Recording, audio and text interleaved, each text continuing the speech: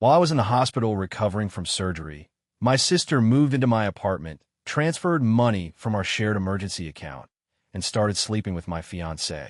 I found out about all three on the same day. My sister Becca and I had always been close, or I thought we had.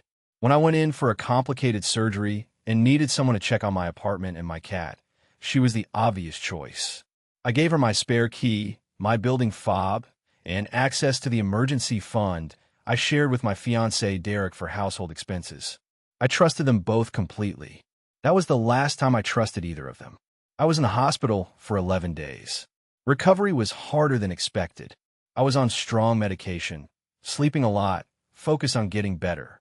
Derek visited twice. Becca visited once, on day 3, and said she had work commitments.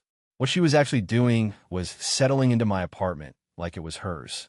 When I came home, my apartment was different.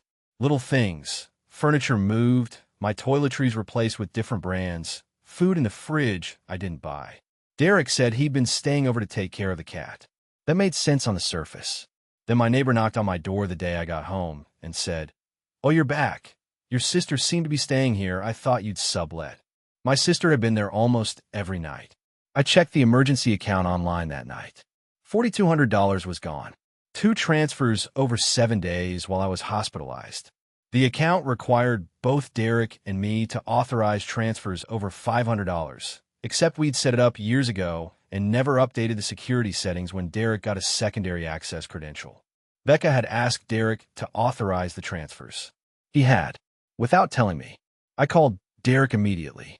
He didn't answer. Derek called back 2 hours later. He said we needed to talk in person. He came over, sat down, and told me that while I was in the hospital, he and Becca had gotten close. He said he didn't plan for it to happen. He said he was confused about his feelings. He said a lot of things. I don't remember most of them because my brain went somewhere else around the phrase, "I think I have feelings for her." I asked about the money. He said Becca had told him it was for an emergency she had, something about rent. He'd authorized the transfers thinking he was helping her. He claimed not to know the money was coming from our joint account. I don't know if I believe that. I never fully decided. What I did decide was that I asked both of them to leave my life. Derek left quietly. Becca called 16 times over the next 3 days. I answered once by accident, and she said she was sorry, but also that she and Derek were now officially together, and she hoped I could be happy for them. I recovered the money through a small claims dispute. Derek's bank records showed the authorization, and my lawyer argued he had no authority to redirect the funds to a third party without my consent. Becca never repaid me voluntarily. Derek and Becca lasted 7 months before he ended it. He sent me an email apologizing. I didn't respond. I don't have a sister anymore. I don't have an ex-fiancé either.